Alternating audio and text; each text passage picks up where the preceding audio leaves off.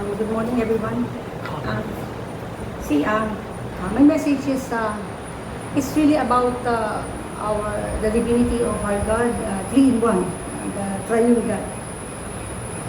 When I was a child, I was always thinking, like three in one, that coffee and all, like who likes three in one coffee? Of course, I always like three in one coffee. But we cannot compare that to our God because it is much more broader than that. Trinity, it came from the Latin word trinus, which means threefold, and it's really the nature of God. Triune is tri is three, and un means unity. So we always hear it. It's not really in the Bible, triune God. It's not there. And even Trinity, but we as Christians, we know that already because we're always hearing that teaching and everything. So by the triune God, who are we referring to? We are referring to God the Father, God the Son, Jesus Christ, and God the Holy Spirit. We are not believing in three gods really. It's like three gods. No, it's one really, one divine being. So we believe that our God is one divine being that exists as three persons, three divine persons. So one God existing in three divine persons, one in essence, three in persons. So the being is, divine being is really one, three distinctive persons. When we say the three persons, we refer to them by their nature, like who are they? Same like they are co-equal, same rank and importance there. Nobody is greater than the other. They are having same rank and importance. Next is co-eternal. Before the foundation of the world, they are there already. Like they exist eternally and forever. Then they are existing together eternally and forever. And then they are consubstantial. They have the same substance, the same essence. So we cannot say that for people, okay, nobody is having the same essence, the same. No. We are all unique. Even twins, they may look the same. They may even talk the same. They may even have some characteristics that are the same. But they can never be the same. They can never be one. Yes. They are really distinctively different in every way. Yes. Being and the person itself. So when we refer to God's being, we are telling about His being, His existence. His essence is His real existence. So, what are the properties of God, like about their nature? What we are saying that God is. Usually, we are always seeing it as three, but here I have four. One is omniscient. Right? He knows everything. He is all-knowing. Nothing can be hidden from Him. Everything, like past, present, future, everything. Because He is the one who created everything. So, He knows everything. Nothing can be hidden from Him. He is also, second is omnipresent. He is always present. He is everywhere. We cannot hide from Him. So, useless. So, whatever our thoughts is, He knows that already. Maybe we can fool ourselves, but we can never, ever fool God. Yes. Then the third is all-powerful, omnipotent. So, since He is all-powerful, who can be against Him? Like we are really leaning on a solid rock. Our foundation is really solid because He is all-powerful. We shouldn't be fearing about anything because He got us in the palm of His hand. Then the fourth one, usually three, we are always hearing, but the fourth one is omnibenevolent. Omnibenevolent, like He is supremely good. Yeah, like He is the epitome of goodness, personification of goodness.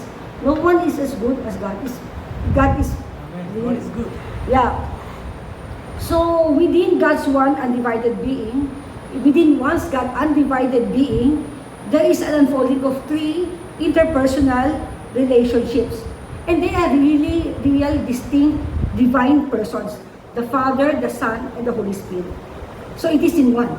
I don't know if any of you saw that, seen that the shield of Trinity is a diagram.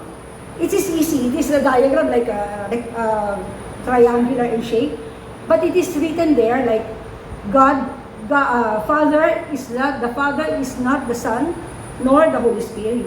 The Son is not the Father, nor the Holy Spirit. And the Holy Spirit is definitely not the God, not the Father, and not the Holy Spirit. But what is the similarity is the Father is God, the Son is God, and the Holy Spirit is God. So that's how it is. That is the one that, because in the Spirit of Trinity, no questions, as you can see already, the relationship, what is the difference and what is the similarity. In the Bible, there are so many evidences, so many key scriptures about the Trinity, about the presence of the Triune God. I just read it through, because, okay. First one, there are so many, but I will list only some, and some I expounded a little bit. First is in the Great Commission. Of course, everybody knows the Great Commission. So in Matthew 28, verse 19, he instructed his disciples about the Great Commission. So it is in verse 19, saying like, "Go therefore and make disciples of all the nations, baptizing them in the name of the Father and of the Son and of the Holy Spirit." Hallelujah. So we have seen here, maybe it's not noticeable properly, but it is written here. It is in the name of, like it's not in the names of. It is singular name, not names, not plural, identifying the three persons of the Godhead. Amen. So then the second one is, everybody knows about the baptism of Jesus by John the Baptist. It is in Matthew 3, 16, 17. It is 16.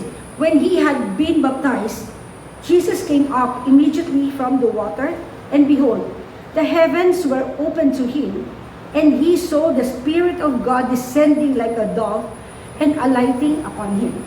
And suddenly, a voice came from heaven saying, "This is my beloved Son, in whom I am well pleased." So here, all the three persons of the Trinity of the Godhead is present. Jesus, the Son, is being baptized. The Holy Spirit descended like a dove. And then the Father speaks from heaven. So the three-in-one is really there, present during the baptism of Jesus Christ.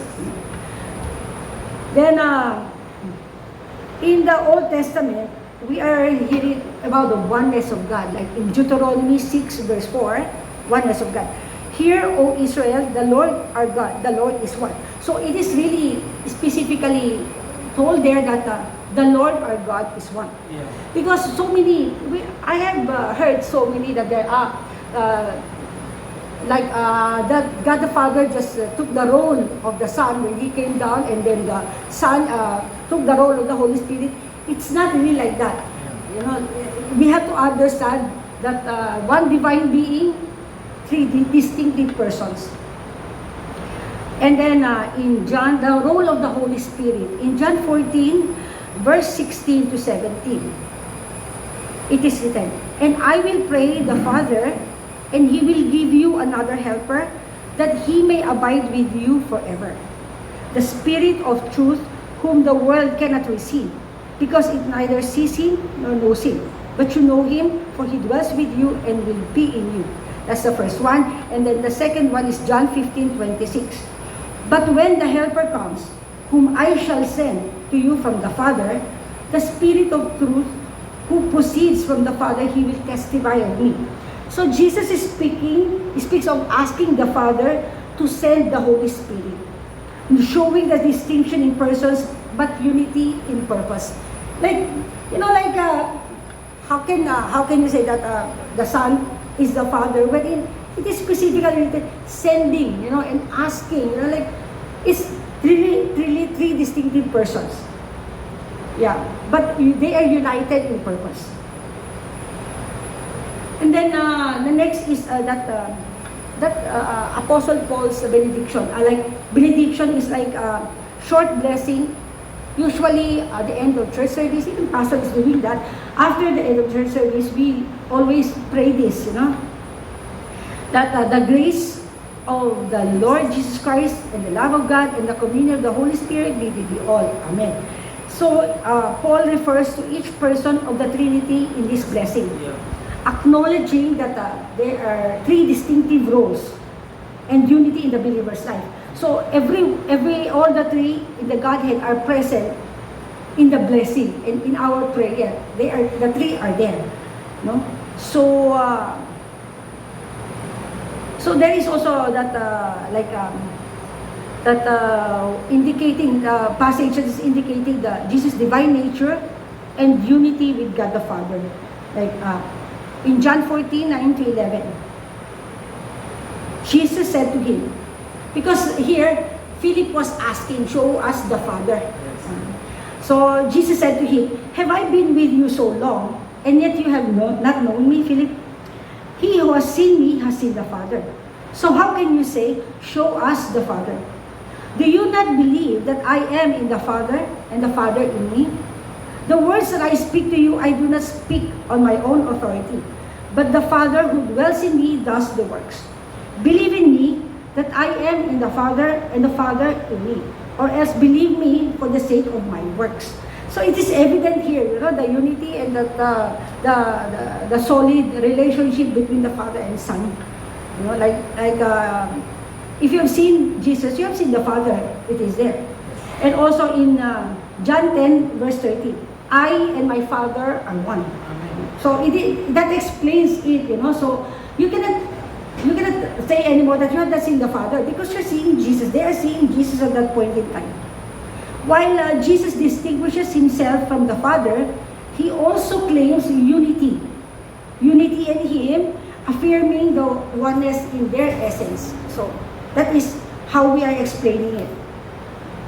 There are other additional verses. There are so many really, even in Isaiah, there are so many that proves that even the anointing by the Holy Spirit is like anointing with oil. It is the Holy Spirit's being anointed for some purpose, But some other additional verses that speaks of the Father, Son, and Holy Spirit as God in the creation time. Okay, in the creation time, in Genesis 1:26, it is written there. Then God said, "Let us make man in our image, according to our likeness. Let them have dominion over the fish of the sea, over the birds of the air, and over the cattle, over all the earth, and over creeping things that creeps on the earth." Then he didn't say, "Let me," or "Let I will." No. It is "Let us," and make in our own image. That means before even the foundation of the world, those three in the Godhead present already. Okay, and also it is there in John in the creation, like John 1:1-3. It is written here, "In the beginning was the Word, and the Word was God, and the Word was with God, and the Word was God. He was in the beginning with God. All things were made through him, and without him nothing was made that was made." In this, is identifying Jesus, like as the Word. Jesus is the Word. So that means he is really present in the creation and as fully God, thus participating in the work of the creation. No questions about that, because it is specifically explained in the Gospel of John. And also this in the prayer, like in Philippians 1:2, "Grace to you and peace from God our Father and the Lord Jesus Christ." Two of the are there, Father God and Lord Jesus. And also in Titus 2:13, "Looking for the blessed hope and glorious appearing of our great God and Savior Jesus Christ." So in so many instances, it is being specifically told about that Jesus Christ is God, Father is God. So we have to try to understand the meaning of being one being and three distinctive persons. Then in Colossians also, like in Colossians 2:9, "For in him dwells," they're talking about Jesus Christ here, "For in him dwells all the fullness of the Godhead bodily." Because he was in human form, so we could see him. But in him, the fullness of the Godhead bodily is in him. This affirms Jesus' full divinity, even while on earth. Yeah. So, now we're going to be telling about this Holy Spirit. Holy Spirit being God. Like, it is in Acts 5:3 verse 4. It is written here. But Peter said, Ananias, why has Satan filled your heart to lie to the Holy Spirit and keep back part of the price of the land for yourself? While it remained, was it not your own? And after it was sold, was it not in your own control? Why have you concealed this thing in your heart? You have not lied to men, but to God. So it is specifically the relation, like who he is referring to. He is referring to God, and the Holy Spirit is lying to the Holy Spirit. Yeah. It means he is God. Yes. The Holy Spirit is God. So we can now say that the Holy Spirit is really a part of the Godhead. Okay. So in conclusion, like anyway, it's all the same, but so many are there. You can look in the Bible, all the things. But in summary, like the Bible presents triune God as a very, very profound mystery. Three distinct persons, one divine essence. The Father, Son, Holy Spirit are working together in perfect harmony, revealing the fullness of God's love, power, and grace. See, our minds, our finite minds, our limited minds puny little mind cannot really comprehend the fully grasp the depth of the mystery of the Trinity. But then Scripture provides a clear and consistent picture of how God exists and interacts with His creation, with us, His children. So it is there. While we read, we will understand. And the Holy Spirit will really talk to us, give us the truth, like guide us. The understanding of the triune God deepens our worship. Supposedly, if we try to understand, with the power of the Holy Spirit, if we try to understand, it will deepen our worship, strengthens our faith, and also remind us that the nature of God is truly relational. He wants a really personal relationship with Him.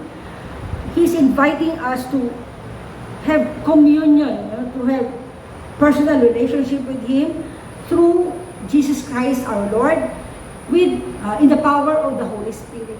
So still, in everything that we do, 3-in-1 is there. We cannot say that usually we are saying that the Holy Spirit is being put aside, but then it should not be the case. How will you know the truth if the Holy Spirit is not going to guide you into all truth? If He is not going to remind you of the teachings of the Lord Jesus Christ? Understanding comes through the Holy Spirit only. We cannot understand it by our own wisdom. It's impossible really to do that. So, well, anyway, I hope and pray that even if it is a very broad subject, I hope I was able to even little bit impart that 3-in-1 of the Godhead.